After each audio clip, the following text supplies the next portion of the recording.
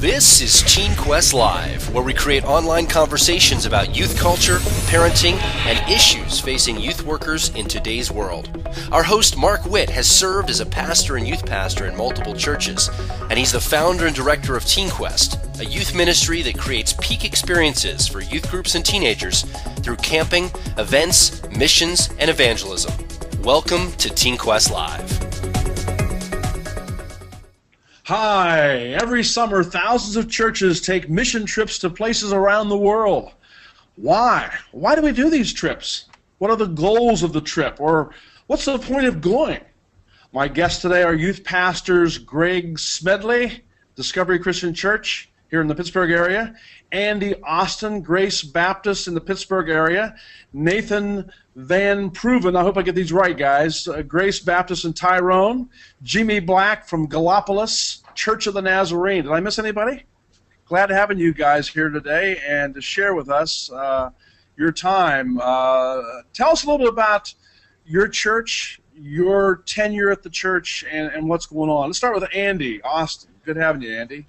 Well, it's good to be here. I've been here in the Grace Baptist, or in Monroeville rather, for about 4 years now, and transplant from Wisconsin. So, still getting my feet wet in a lot of ways, but enjoying every minute of it. We're really excited to see what God's been doing in our group since we've been here, and we're excited. Okay, how big is the church? How big is the youth group? The church is about 200, and we've got anywhere from 20 to 30 people in our youth group on a given Wednesday night. Well, good. And Nathan, I can't see you, but I can hear you, I think. Van Proven from Grace Baptist. Well, how do I pronounce it? Van Proyen. Proyen, I'm sorry, from Grace Baptist in Tyrone. Now, where's Tyrone? We are in between State College and Altoona, Pennsylvania. Right, everybody knows where State College is, yeah. Yeah. Well, tell us about your ministry there. How long have you been there, and what's happening? I've been here 8.5 years. Wow.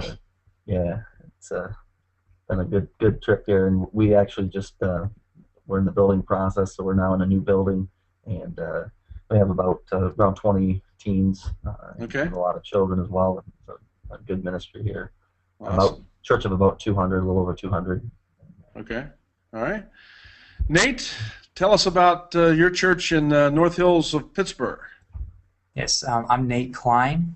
I work at North Hills Christian Church. It's in Pittsburgh, PA, and I've been here for just about a year.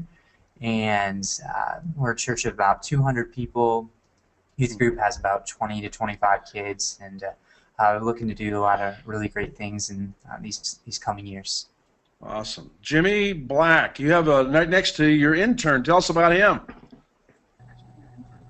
Yeah, this is my summer intern here, Justin. He's been helping me plan our mission trip this summer.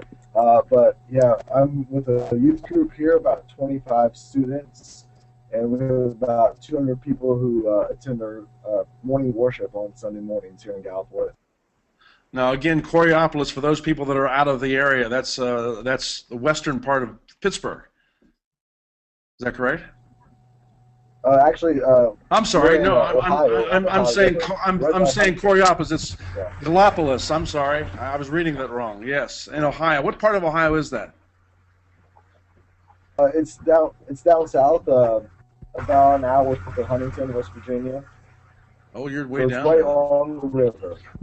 Okay. Yes. And Greg Smedley. Hi guys, I'm at Discovery Christian Church, and we have about 20-25 middle schoolers and 20-25 high schoolers. I've been at Discovery for the last 7 years on staff, but started going to Discovery in 2003, and we're about to celebrate 10 years.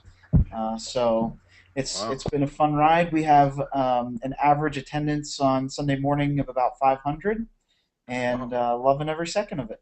Great, awesome. Now, how many of you guys have experience taking your students on mission trips in either the church you're in now or the church you've been there before? All of you? Yeah. I guess how do you respond to that? Raise your hand. I don't know. I guess all of you have. I'm going to assume all of you have. And I think taking youth groups on mission trips is an awesome thing. I mean, I think it's a great thing. But we're talking about short-term missions, usually a week or 2 weeks or whatever. And we know that mission trips have been very popular in the last 20 years, more than ever in the last 20 years. Oh, by the way, we got Nathan here live. Hey, good to have you. Nathan. It's a lot better now. Now we can see you. All right. Do you think some groups take students on mission trips for the wrong reasons? I'll start with Greg. I don't think that anyone would admit to taking students on trips for the wrong reasons. I'm sure of that. I'm sure of that. You know, but are there mixed motivations when we go on trips? I think that that's something that we all have to fight and struggle with, and do a good job of communicating what our purpose and goal and vision is for that trip. So yeah. Nate, do you believe that some youth pastors just take them on a mission trip and they don't have any goals? They don't have any plans. They just kind of do it. They just find some organization, or they just kind of go, and they really don't really think about it. Yeah, some youth ministers are pretty poor at actual planning. That might surprise you, but probably not.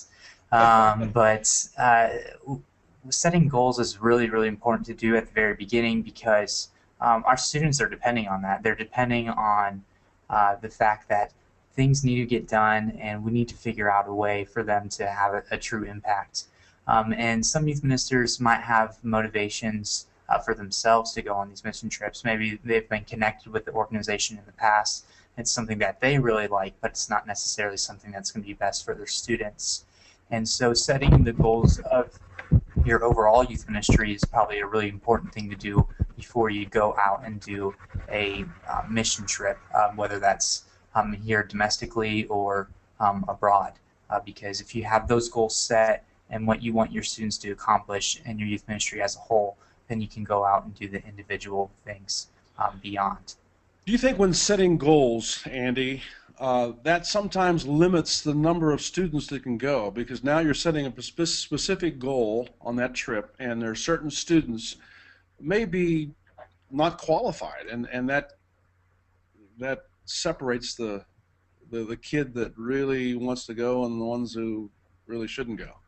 Oh, definitely. I mean, when we ran our first trip here since I've been here, they had an application process that they had to go through as per some of the goals that I had set, or that we as a youth staff had set. And so right off the bat, it eliminated some that may not have been qualified for the type of work that we were going to do, or just spiritually weren't mature enough to handle some of the things that we were setting out to do. And so I think, as difficult as it is, it's a necessary step of taking these kind of trips.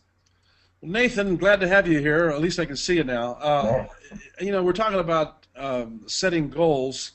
Why not take the whole youth? Why not take all the kids? I mean, shouldn't all the kids in the youth group go on a mission trip somewhere and experience missions firsthand and get their hands dirty, and you know, go through the process? I mean, why not take them all? Why at all limit them?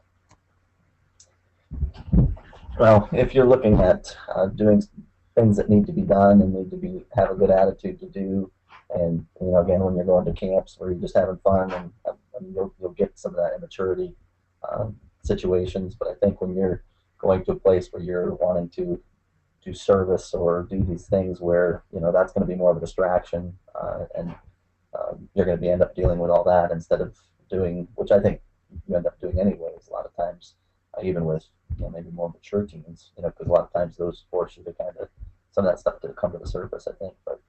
But the more immature, I guess that's probably what you're talking about, is it's immature, you know, either unbelievers or, you know, real immature believers, carnal kids, that are just interested in self. And again, a service project, mission project is about serving others. But again, that gets to all the hearts. But I think you're just asking for more problems when you don't have standards and you don't have, you know, certain goals that these kids know that they have to either attain to, or, you know, it's not for them. Nate, do you believe that maybe you could take the whole group and maybe those kids would mature on the trip? Maybe they would, you know, every one of them can be there, and they could you could help them along, help them to see the need to be mature. And if you have a problem, it's a great place to deal with them and help them through those problems. Why not? I would find real difficulty in taking the whole group because, like you said, I mean, it is a growth process, but there's a responsibility for us as youth ministers to be responsible, disciple-like leaders. And if we are not doing that discipleship process correctly and not doing it in mind of everybody else in the community, then it's going to be more detrimental than it is going to be helpful. Because if you're bringing along one student who you're trying to coax into just being a better person, and you're working alongside many other students who are working hard in their discipleship process, it might just be detrimental and hurt the whole group, and it might hurt those goals that you set for your student ministry from the very beginning. But it could work, but I'm not sure that it would be the best for your group or the best for your sanity even. Jim, do you think it would do more harm than good to take students that maybe don't fit into those goals, or what do you think? Yeah, I really think that it would really kind of hurt the ministry if they don't fit into those goals that you have set, because if you have those goals set prior and you know where you want your group to go, if you allow those people to get in there, you're really not going to meet those goals. You're not going to meet those things going on. Okay, let's talk about for a moment what are some of the goals you want to set. I mean, you're going on this trip. You're trying to do everything you can to get the right students to go, and you're setting goals. What kind of goals do you set? Who can I pick on? Greg, tell me. I mean, I know that we try to set expectations and goals up front and communicate those. And so I mean, that kind of plays into our last conversation with regards to who goes on the trip. I don't know that we've said you can't come, but there's a lot of people who don't choose to come because they don't want to do the work, or they are not interested in sharing the gospel, and so they kind of know themselves that they may be there. But there's been some people that I've encouraged to go because they have apprehension. They hear, hey, we're going to be serving the homeless, and there's someone that's like, oh, I'm not ready for that, I'm not going to do that. And we don't shy away from telling them that it's hard or difficult, but I'll tell them, I think this would be a great process for you. And so at times I don't think I'm ready to go on a mission trip, but that doesn't stop me from going. Now, you before we went on the show today, you said you're going to take a mission trip to over the. We're going to be going to El Thanksgiving Salvador. holiday. Mm-hmm. El Salvador over the holiday. What's the point? Why are you doing this? You know, it creates an experience for the students outside of their normal environment. They get to culturally see a very different area and place, and we also know that they're going to, while they're there, be putting on camps at orphanages with a program that is our Kid Quest event. So it's a vacation Bible school. They present the gospel. They talk about stories from the Bible to those kids in the orphanage. So they're carrying the story of Jesus to that place. But we know they're all going to come back also with closer relationships with one another, with their families, with the experiences that they've had, and they're going to remember that for the rest of their life, and hopefully that, you know, I think that our goal is that some of them would choose to do mission work for their life, and we're supporting missionaries in El Salvador that are there because of short-term mission trips in the past. Now, wouldn't it be just as well if you, and I'm being the devil's advocate here today, wouldn't it be just as well if you took that same money, you probably spend thousands of dollars on this trip, and just gave it to the missionaries? Wouldn't that help them a lot? I mean, they're desperately need funds. Andy, what do you say to that? Well, and that is true. I mean, any missions agency, any camp, any place would always need the funds. The thing though that you can accomplish with a group of teens, especially going to El Salvador or into another culture, it not only will impact that ministry, but it'll also impact the students' lives. Whereas if you just send the money, you'll be helping the ministry, sure, that's no question, but you're not going to have the impact in however 10, 15 students that you're bringing along with you. And to be able to do both of those at one shot, I think is great, to be able to have that.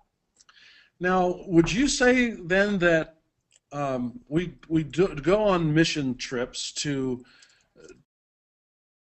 obviously with a goal in mind, but do you think some of the big goals we have are to really minister to our own students, and they come back changed and they come back with a different a view of mission? Do you think a lot of it is that?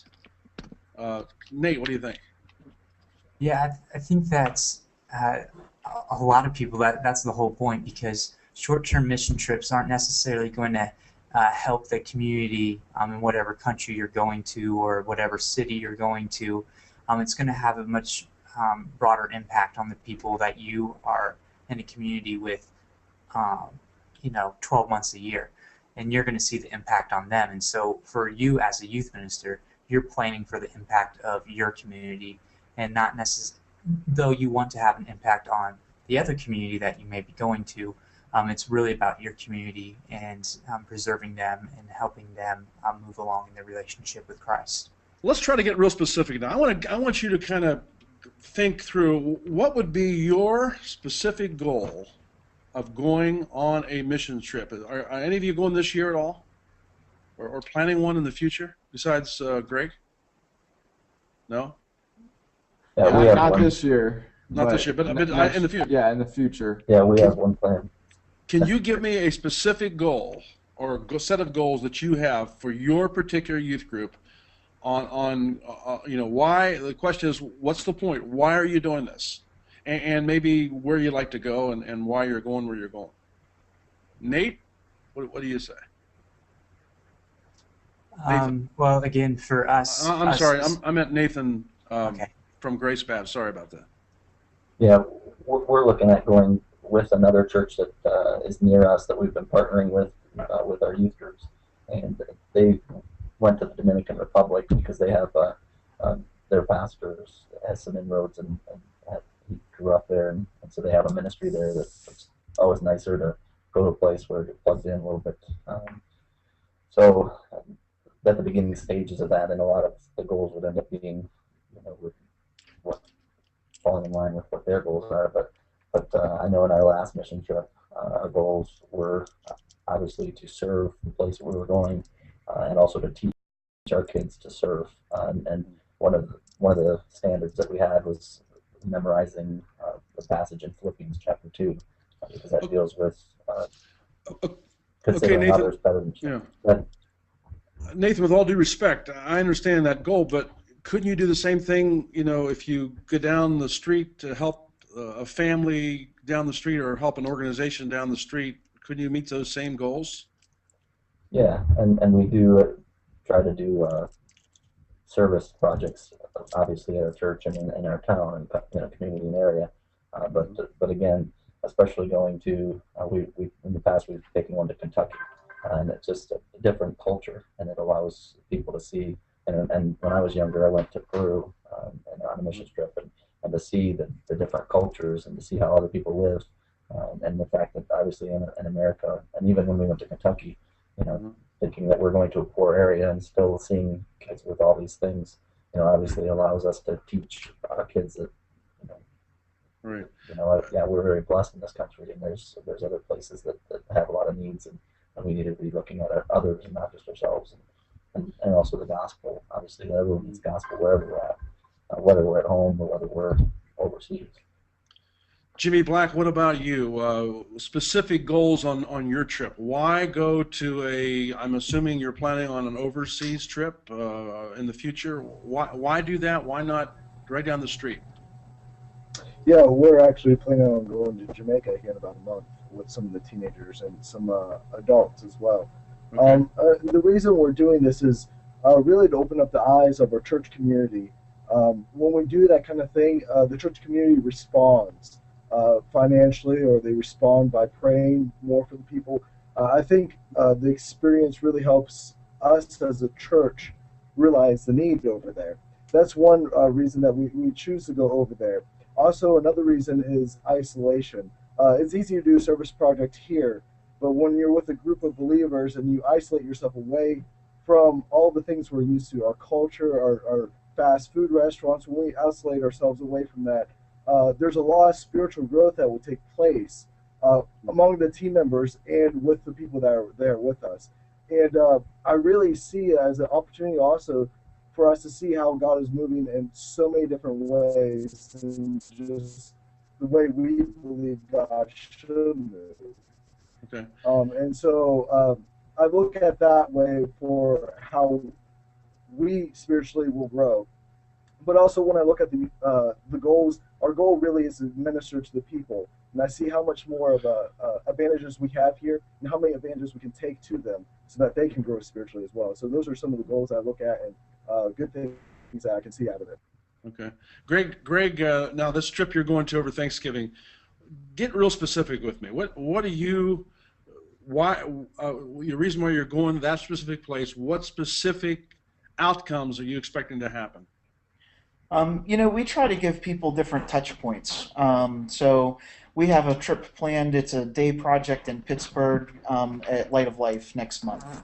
Last year we were in Tennessee and we're able to go to that trip. And so those aren't requirements to go to El Salvador, but if you've had a taste of some of those experiences and then you get a chance to even go further outside of your comfort zone, we believe that helps to make that process easier. So the goals for the trip over Thanksgiving specifically are to put on a VBS for these kids that we have constant interaction with because of the missionaries that we support in El Salvador. So there's ongoing ministry happening year-round for the past 4 years. There's 2 couples that have been there. And so that's hugely helpful to know that it's not just a once and done kind of experience. And we partner with organizations who do that. Light of Life is their ongoing, and so we try to do different things like that. Over Thanksgiving, we know that giving opportunities to students to serve is going to have a huge impact on them. And we have at least 2 kids who are going on that trip who have been before to El Salvador, who just love it and can't talk enough about it. And they've actually convinced some of their friends to go, saying that I know that it's dirty. I know that it's there's not air conditioning in some of the places. I know that you're not sure what you're going to experience because it's a different culture, but it's awesome and you won't regret going. And so having that opportunity. So if I could ask you, how many students are going?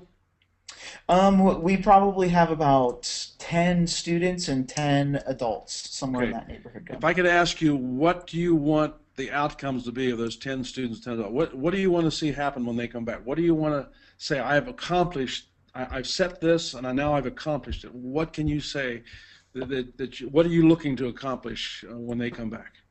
I think that a servant heart for Jesus, regardless of where they're at, an appreciation for the things that they have that they don't appreciate now, a broader worldview that God is not just in Pittsburgh or Ohio, but that there is a faith community, the larger church, the big church C, is alive and active in many places.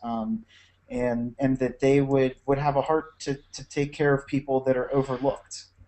Okay. Now, I want to ask you guys, when you set goals, and I'm sure we talked about that, obviously, you need to communicate those goals to your church and your kids and the parents. I think you should.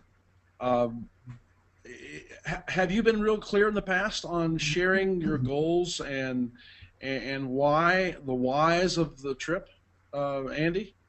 Oh, definitely. I mean, when we leave, I have each student draft a support letter, Okay. but I kind of give the reasons, our goals, right in the beginning. I give them the first half is you can't change it.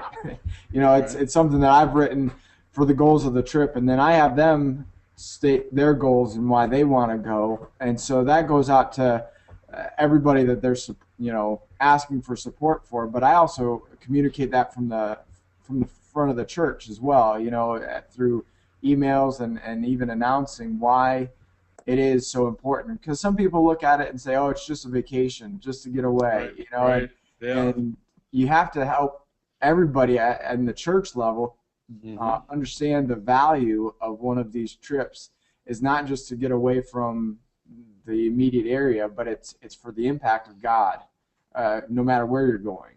Right. Nathan, what about you? How do you communicate to your church family the importance of the trip and to your students and especially the parents? A lot of it's communication, drafting a schedule of what we're going to be doing, what's going to be expected, and obviously sharing it with the church ahead of time. But once we get into actually letting the people know where we're going and getting our kids involved, on board with, we let them know these are the things we're going to be doing.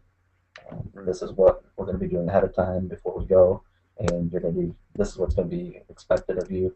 You have to make so many of these, whether it's puppets, puppet mystery, you're going to have to meet practice, whether it's the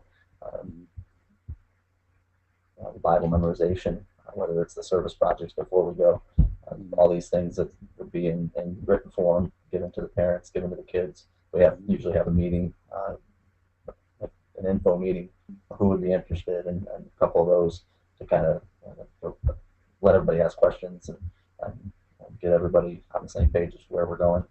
And then we hand those sheets out, and then we get into the day-to-day, week-to-week things. But Nate Klein, do you think there's some people in your church that scratch their head and say, they're just taking a vacation trip? I mean, they're just going on another trip, and they really don't get it. I would say that might be true at some churches, but I believe that our church would have a missional mindset where they're really excited about people actually taking the opportunity to go somewhere and to actually have an impact. Because, although we're in Pittsburgh, and we're more suburban than we are city-minded. But for people who live in this area of town, they might be they're excited about those opportunities to send kids and to say, hey, go and do this. You're actually going and fulfilling that great commission, the goal that we've been set out to do the entire time. And I think they have a real mindset and a real understanding that this has to be done, and I'm so glad that you're doing that. But there are cases where some churches would be like, I'm not really sure. You guys are doing this all the time. But if it's a little bit more sporadic, people will get a little bit more excited. Jimmy, what do you say? Do you feel that the folks really get it? They understand what your goals really are, or do you think that can be a weakness? I think that people who have been on previous mission trips usually get it right off the bat. They understand that it's going to change these teenagers' lives, that they're going to see the world in a whole new way, ministry in a whole new way. So I would say that a lot of the older adults get it, and that's why they give a lot of support to it. But those who haven't been on a mission trip, I'm not quite sure if they really get it ever. And so they've experienced something of that same sort of nature. We can explain to them, give them testimonies or stuff like that, but I won't be too sure if they actually really get it.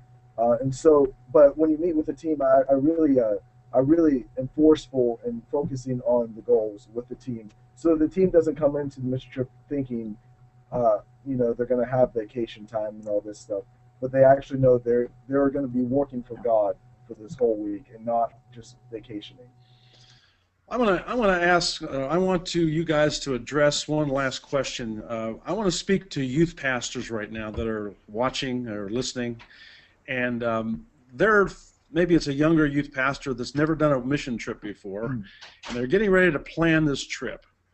And they decide to go, but they absolutely have no goals set.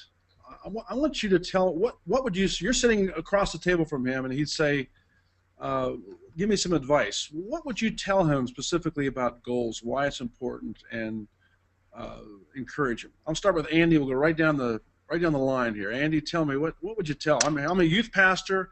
I'm getting ready to take a trip with my kids. I'm calling it a mission trip, and you're going to give me some advice. Yeah, I mean, the first piece of advice is you have to set goals. So you just have to. If you want to have any kind of impact, you have to determine what's the reason behind it. Why go on something like that? What's the major goal? And really, what do you want God to do as a part of this trip? There's a reason behind everything. If you don't set goals up front, you're not going to hit anything. It's just going to kind of be aimless and really floundering. You're not going to have any sense of direction when you get there. And so setting the basic goals right up front, I think it goes back to what Nate said earlier, is that making sure that you have goals in your youth group and what you want to accomplish in their lives, whether that's for 4 years, from 9th through 12th grade, or if you've got middle school in there as well. What do you want them to have different in their life by the time they graduate from this youth ministry? Right. And how can this missions trip help you accomplish that goal?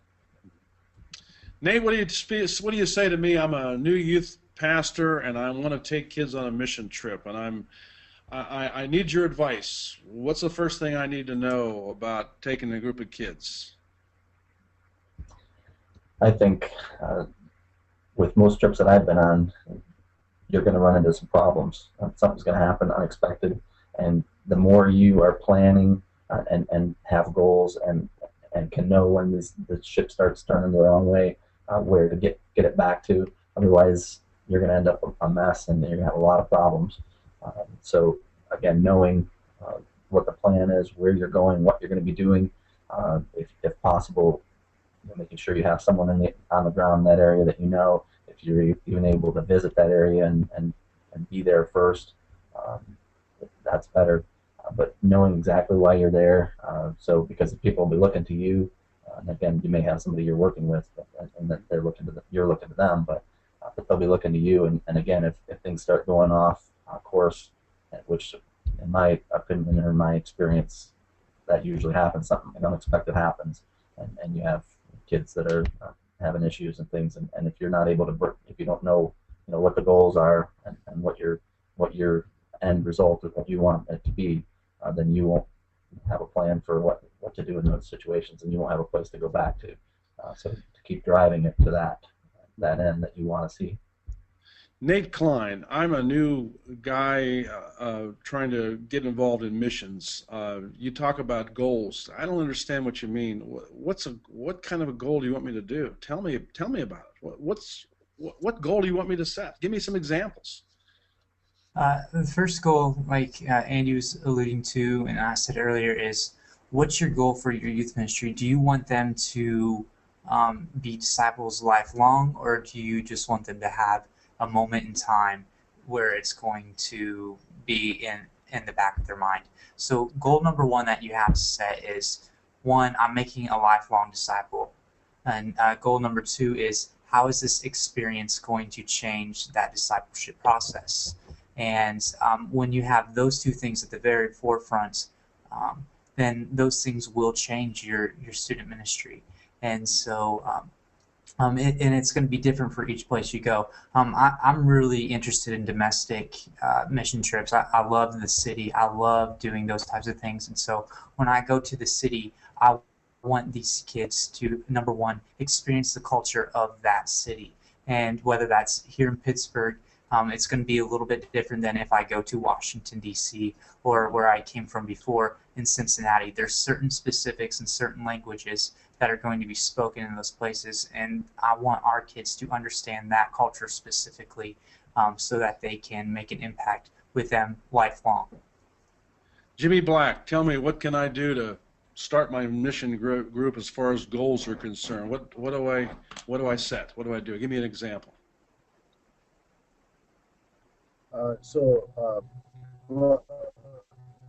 As Nate was saying, I mean, as a youth minister, you need to look at how you have been planning your youth ministry, how you have been setting them up for mission trip beforehand. I think that's very key before you start a mission trip, is if your youth group itself is ready or is even heading in that direction of servanthood. If your youth group hasn't been heading that way, I would say stop and wait a while before you plan this mission trip. A lot of us youth ministers get excited about mission trips, and we think, oh, we'll set one up, and then, servanthood will start after that and all this stuff, but that's not the way it works. And so when we start setting up goals, we need to first look at our youth ministry, look at how we've been setting it up, and if we haven't been setting it up right, I would say stop there. But if we've been setting it up right, I would say then how do we take it to that next level of servanthood? How do we explain to them what's going to happen next, and how we can expand how our helping hands can help the people of the world to help see Christ and see who Christ is. Right.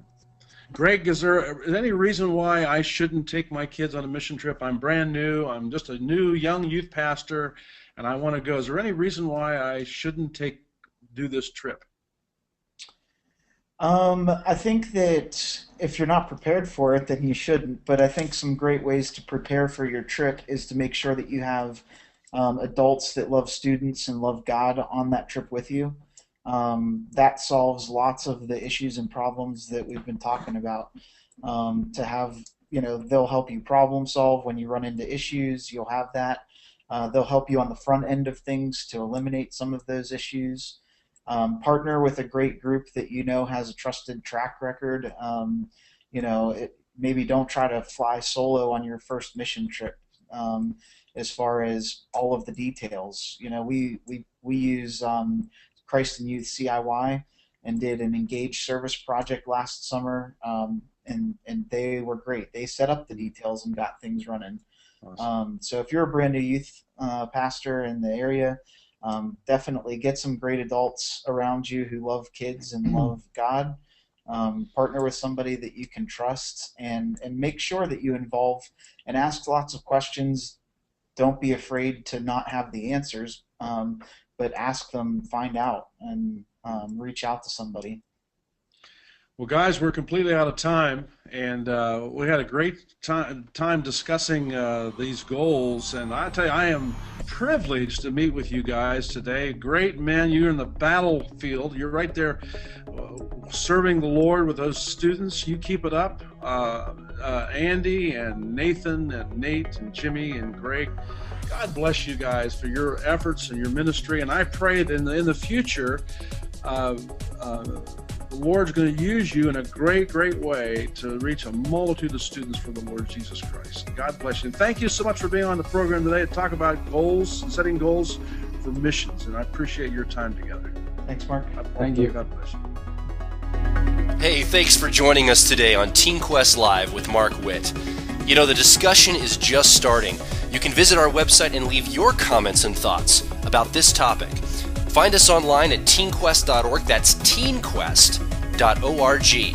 And we'll see you next time on Teen Quest Live.